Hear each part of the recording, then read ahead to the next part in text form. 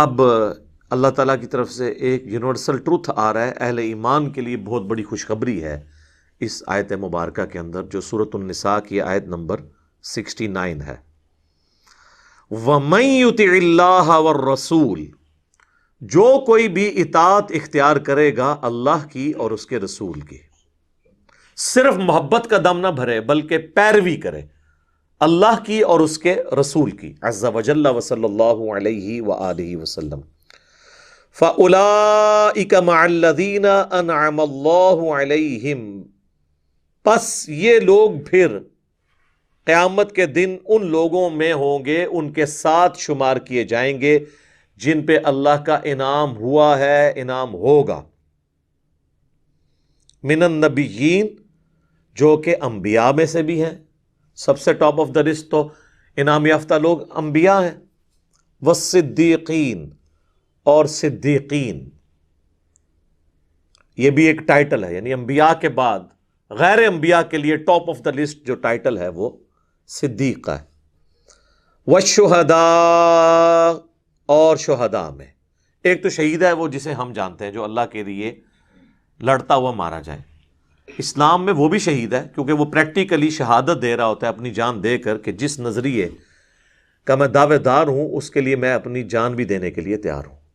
ویسے جو بھی شہادت علی الناس کرتا ہے، وقت کے پیغمبر کا پیغام باقی امتیوں تک پہنچاتا ہے، وہ بھی شہید ہی ہوتا ہے، وہ شہادت علی الناس ہے، جس کا ذکر سورۃ البقرہ کے شروع میں آیا کہ نبی صلی اللہ علیہ وآلہ وسلم تم پر شہید ہیں اور تم جو ہے وہ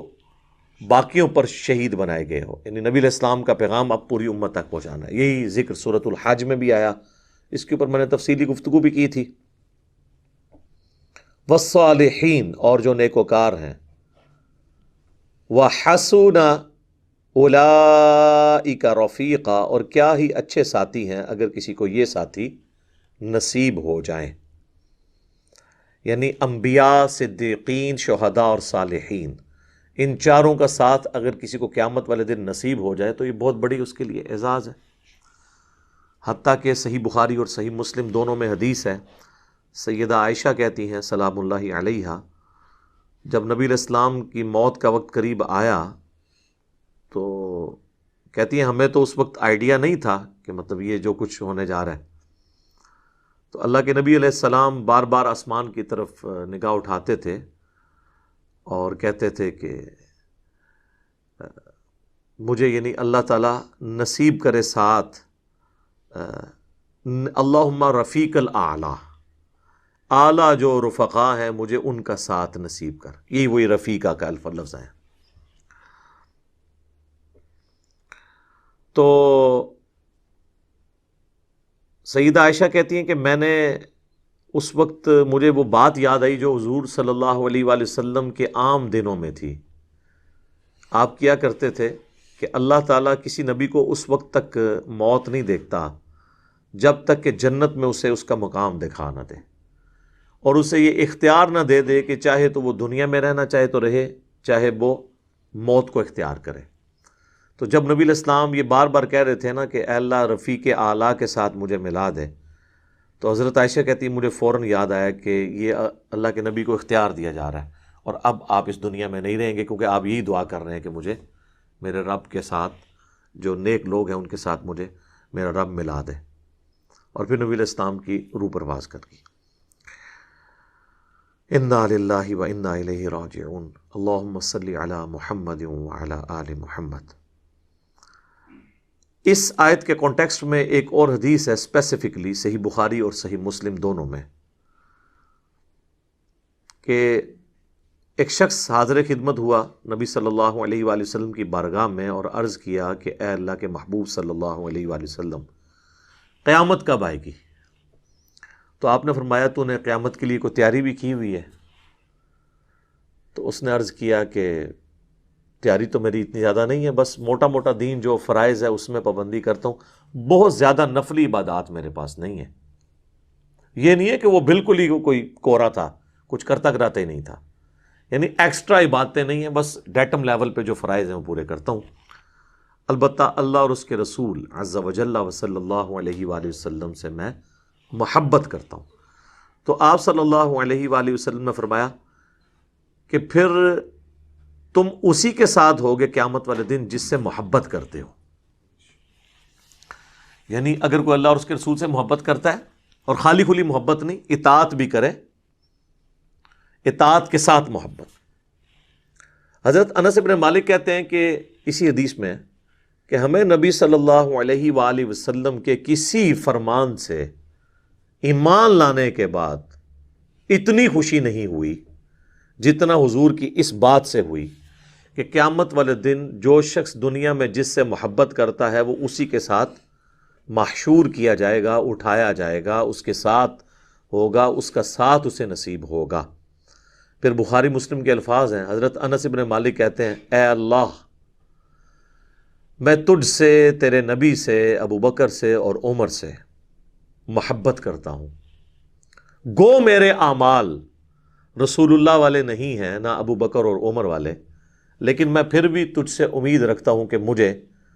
اپنے نبی صلی اللہ علیہ وآلہ وسلم کا اور سیدنا ابو بکر و عمر رضی اللہ عنہما کا ساتھ قیامت والے دن نصیب فرما. ہم بھی اللہ سے دعا کرتے ہیں کہ اللہ تعالیٰ ہمیں قیامت والے دن اپنے انبیاء کے ساتھ، ان کے اہل بیت کے ساتھ، ان کے اصحاب کے ساتھ محشور فرمائے، آمین. ایک اور حدیث اس کانٹیکسٹ میں صحیح بخاری میں حدیث ہے جو اس کو بیلنس کرتی ہے کہ محبت نہیں صرف بلکہ اتباع بھی چلنی ہے. کہ آپ صلی اللہ علیہ وآلہ وسلم نے فرمایا کہ میری پوری امت جنت میں جائے گی سوائے اس کے جس نے انکار کر دیا. تو صحابہ نے عرض کیا کہ کس نے انکار کر دیا جنت میں جانے سے یا رسول اللہ صلی اللہ علیہ وآلہ وسلم؟ تو آپ صلی اللہ علیہ وآلہ وسلم نے فرمایا جس نے میرا حکم مانا وہ جنت میں جائے گا، اور جس نے میری نافرمانی کی اس نے جنت میں جانے سے انکار کر دیا. کیسے زبردست الفاظ ہیں. یعنی جس نے نافرمانی کی اس نے خود ہی جنت میں جانے سے انکار کر دیا. اس حدیث سے پتہ چلا کہ حضور کی پیروی بھی اختیار کرنی ہے. اور اس سے بھی بڑھ کے جو سورہ آل عمران کی آیت نمبر 31 ہے، قُلْ إِن كُنتُمْ تُحِبُّونَ اللَّهَ فَاتَّبِعُونِي يُحْبِبْكُمُ اللَّهُ وَيَغْفِرْ لَكُمْ ذُنُوبَكُمْ. اے نبی تم فرما دو کہ بالفرض اگر یہ دعویٰ کرتے ہیں نا کہ ہم اللہ سے محبت کرتے ہیں تو ان سے کہو کہ پھر میری پیروی کرو. پیروی خالی اطاعت نہیں، محبت کے ساتھ اتباع کرنا، پیروی کرنا، اس کو کہتے ہیں اتباع. پھر اللہ بھی تم سے محبت کرے گا اور تمہارے گناہوں کو بھی معاف کر دے گا. تو یہ آیت بھی اس بات کا ثبوت ہے کہ صرف محبت کچھ نہیں ہے جب تک کہ آپ اس کے ساتھ پیروی اختیار نہ کریں. ادروائز یہ خالی کھلی محبت تو دنیا میں بھی کوئی ماننے کے لیے تیار نہیں ہے. اگر کوئی شخص اپنے ماں باپ سے کہے کہ مجھے آپ سے بڑی محبت ہے لیکن میں نے بات آپ کی کوئی بھی نہیں ماننی، تو مجھے بتائیں اس طرح کی محبت ماں باپ اپنی اولاد کی قبول کرنے کے لیے تیار ہیں؟ اب ہم میں سے تو اکثر لوگ خود بال بچے دار ہو چکے ہیں، تو ہم تو میرے خیال آپ یہ بات کر سکتے ہیں کہ ہم اپنی اولاد کی ایسی محبت ماننے کے لیے تیار ہیں جس میں ہماری بات کوئی نہ مانے. ایسے ہو نہیں سکتا، یہ دنیا کا نظام ایسے چل نہیں سکتا. تو نبی علیہ السلام کی پیروی بھی کرنی ہے. صرف محبت کے دعوے کرنا، عشق رسول کے نعرے لگانا اور اس کی بنیاد کے اوپر یہ سمجھنا کہ قیامت والے دن کوئی چھٹکارے والا معاملہ ہو جائے گا، تو یہ بالکل ہماری ایک وشفل تھنکنگز تو ہو سکتی ہیں، ایک